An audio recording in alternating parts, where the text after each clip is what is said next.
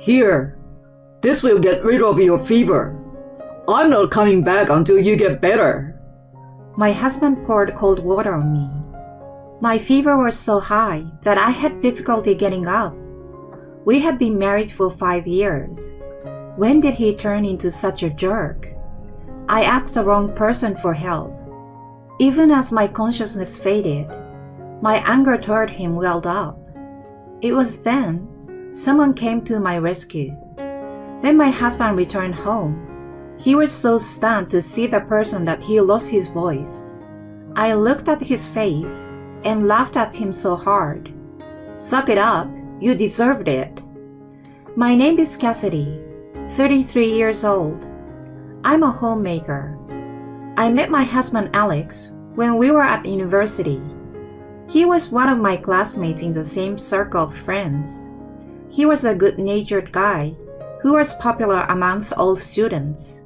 If someone was in trouble, he reached out to them before anyone else. He helped me many times as a friend too. It was when I had a drink with friends in my senior year. I found out that the then boyfriend I had been with since freshman year was cheating on me and just broke up with him on that day. The other girl was also in the same circle, and I didn't want to make it a public affair. I was careful not to let people around me know, but Alex noticed that I wasn't in good spirits. Hey, what's wrong? Tears welled up involuntarily when he asked me. I had been holding back my emotions, not being able to tell anyone. He was stunned to see my crying and took me out of the bar. When I told him what had happened, he comforted me until I could gather myself. I felt a little lighter after telling him. When we went back inside, our friends teased us, which he lightly handled. From then on, he contacted me frequently. He invited me to parties and hangouts. As I hung out with him, I gradually felt better. At the same time, I realized that I had fallen for him. Until then, he was always the one to ask me out, so I gathered my courage and started to ask him out. On the day of our graduation, we became official. I was at the peak of my happiness then. We both got jobs near the university. He worked in sales and I in administration. Although our jobs were different, we shared the same problems as newbies. We often met up after work and on weekends to encourage each other. There were times when things didn't go well at work, but he helped me get through it. He always knew what I wanted to hear. It was really comforting to spend time with him. He didn't change over the years of our relationship. Although we lived separately close to each other, we were almost living together, going back and forth to each other's places. We continued our relationship like that. And before we knew it, 6 years had passed. When we hung out with our university friends, they often asked us when we were getting married. Alex always handled the question with silly jokes. As the days went on, our 6th anniversary arrived. Hey, when are we getting married? I asked him directly. He answered after a short pause. My mom is a bit crazy and overprotective. If I told her I was getting married, I worry what she would say. She might say something terrible to you. I do want to be with you forever though. In all the years we had been together, I had never met his parents. When he was on the phone with his mom, Kelly, I normally kept quiet. My mom is such a pain in the neck. He always complained and didn't dare to tell her about us. What do you think about marriage? Then he replied he wanted it as well. I will do my best to work things out with your mom. I was anxious, of course, but I held his hand and pushed him. The following week, we went to tell his mom about our engagement. His parents divorced when he was in middle school. I had braced myself before meeting her.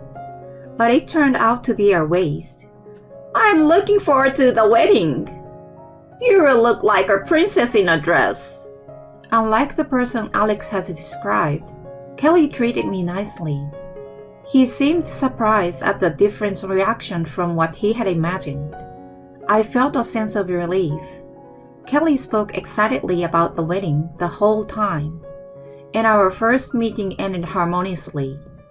If I knew it was going to be like this, I should have married you sooner. Alex laughed on the way home. We decided to have the wedding on my birthday and moved in together first. We had known each other for a long time and had been semi-cohabiting, but it still felt very new.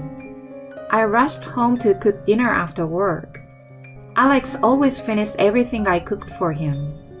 Whenever I was reminded that we were married, I felt tremendous happiness. Kelly brought a lot of food without notice and meddled in the wedding planning. She was a bit nosy, but we were getting along well. On the day of the wedding, Alex and I headed to the wedding venue after registering early in the morning.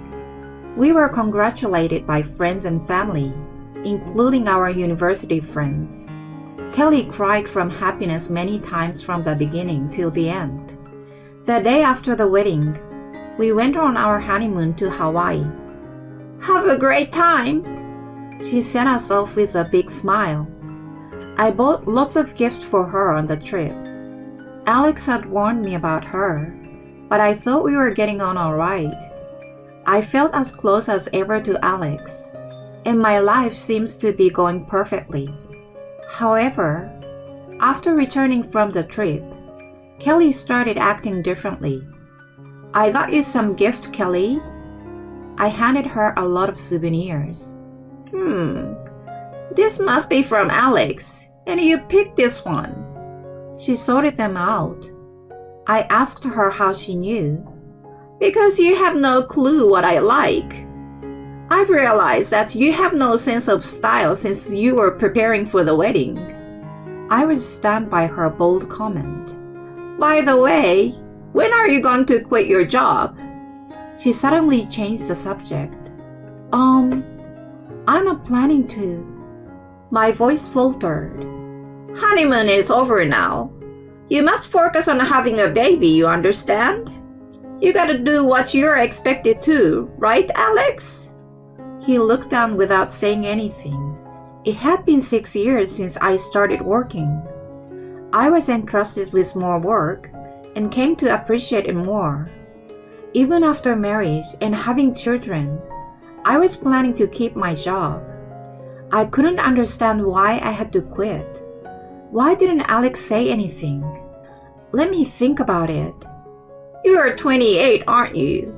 You don't have much time to think about it. She almost scolded me. I left her house without coming to a conclusion in the end. Hey, how can you didn't help me out? I asked Alex on the way home. Once she starts, she won't listen to me anyway. You just have to give up. Huh? Why should I give up? He didn't answer me, but just furrowed his eyebrows. It was hard to believe that we were joyful from our honeymoon trip just a few hours ago. We returned home in heavy silence. Since then, Kelly started calling me every day. Cassidy, have you given your resignation yet? There is a good OBGYN, and I want you to see him as soon as possible. I almost became neurotic every time I spoke to her. I finally had enough and decided to resign from my job after telling my boss what had been going on. I cried in frustration on my last day. I thought it was going to satisfy Kelly, but it didn't at all. Come on, I'm going to teach you every one of the chores. She came over every day. She instructed me in detail about the housework I had been doing half-heartedly. I was asked if I was pregnant every day. There was usually a knock at the door within an hour after Alex left for work. The mere hour before she showed up was the only time I had for myself. After Alex returned home, The three of us had dinner together, and then she finally left. Such was my life. One night, after Kelly left, "Hey, hon, I don't want your mom to come over every day. Can you tell her?" I pleaded with Alex. You cook better now, thanks to my mom. He steered the conversation away every time. Stress built up day by day, and I started to lose weight. There was no way I could have conceived in such a state. After 3 years like that, I reached my limit. A child is a godsend. It's not something that's given just because you want it. Stop coming here every day. I blew up on Kelly before I knew it. Once I had let it out, I came back to myself and regretted it right away. I saw her face turned bright red. I'm doing everything for you guys. How dare you be so rude? She yelled at me. I didn't know what to do, but I decided to say what I wanted to say at that point. I'm telling you, it's nuisance. There's no need for you to come here every day. As we argued back and forth for a while, I noticed that Alex was standing there. Honey, stop talking to her like that. He only scolded me. She said a lot of things to me too. So why are you only mad at me? Why? Why don't you get it? I was so hurt that I ran into the bedroom and wailed non-stop. I heard Kelly leave and Alex came into the room. Are you still crying? You should be sorry for what you did. He mumbled. Why do I have to be sorry? I've worked so hard and endured so much. I warned you before we got married. You knew what you were getting into. You said you would make it work. Don't be rude to my mom anymore. He left cold air behind. I couldn't stop crying even hours later. After that day, Kelly stopped coming. She called me once in a while, but I never answered. If she needed something from me, she spoke through Alex. He occasionally went to see her without me. I continued to have a cold war with her, and my marriage became loveless. We neither argue nor be amicable. We only had the bare minimum of conversation. There were days when he became hostile toward me. My mom often says that you're a failure. I was told out of the blue. He came home later and later every day, and sometimes he didn't even bother to come back. It continued for a while, and I started to think about getting a divorce. There was no trace of the sweet man I used to know. I sometimes wondered how we could go back to our former selves.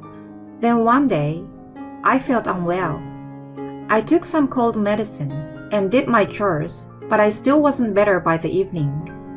I was going to take a little break on the sofa, but I ended up falling asleep. Then I was woken by Alex, who came home from work. How come there's no dinner?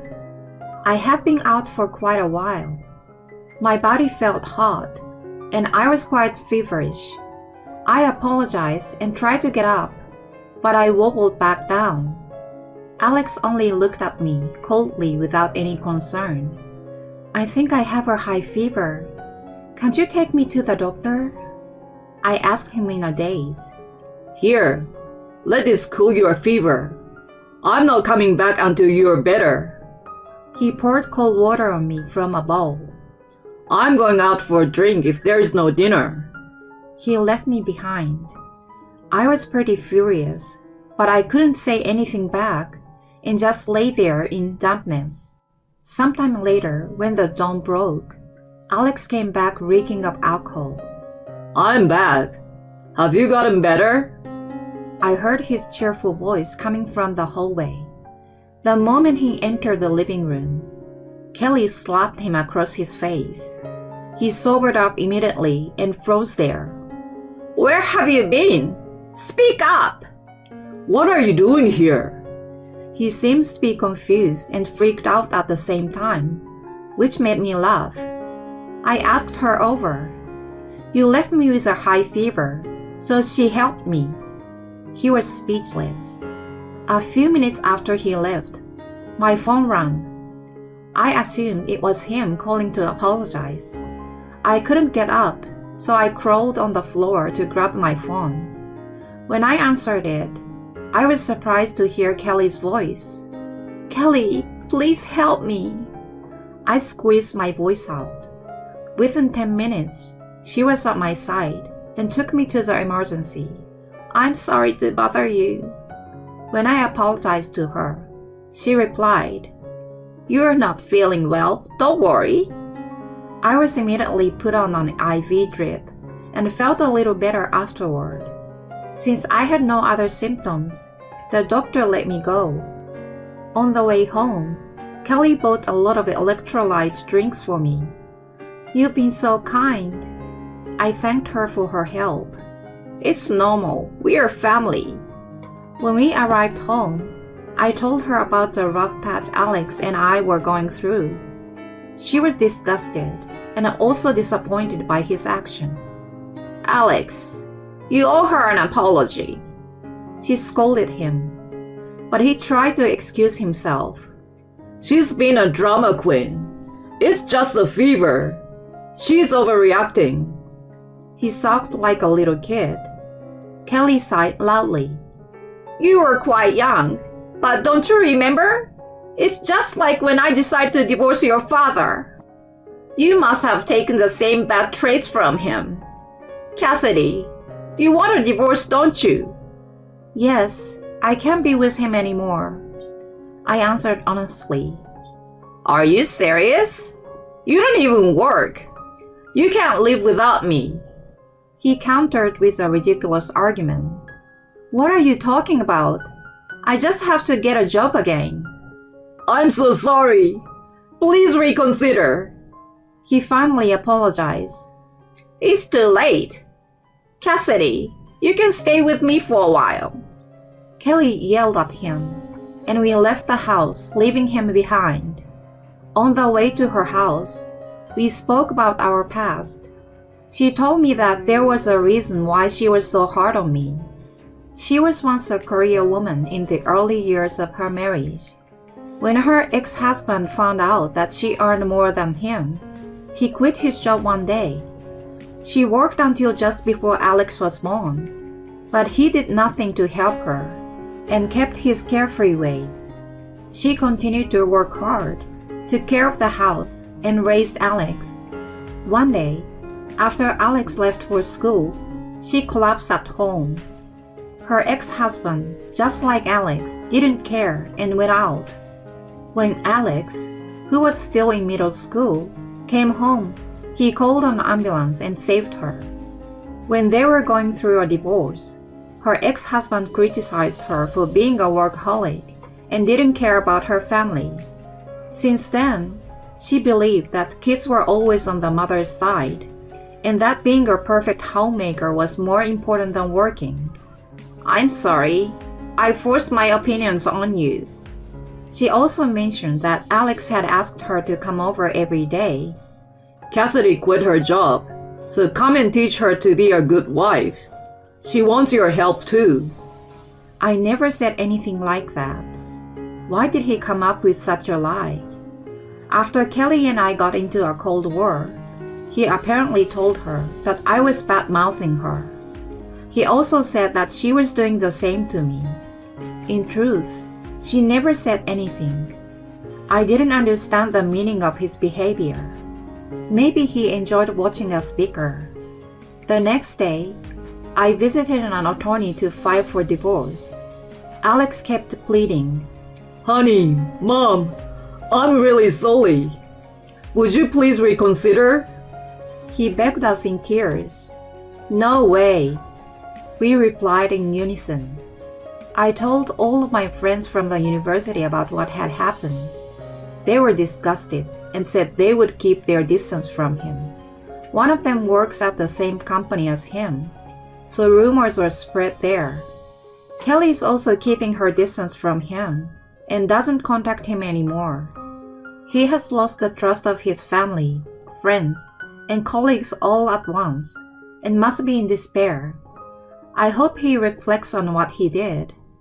I stayed with Kelly until I got a new job and found a new place to live. There's a blank period of 5 years, but I'm grateful to find a job in the same field as before. I still keep in touch with Kelly. We had a falling out once, but now we are like a real mother and daughter. She was as happy as if she were my own mother when I got the job. I hope to keep this relationship with her for a long time.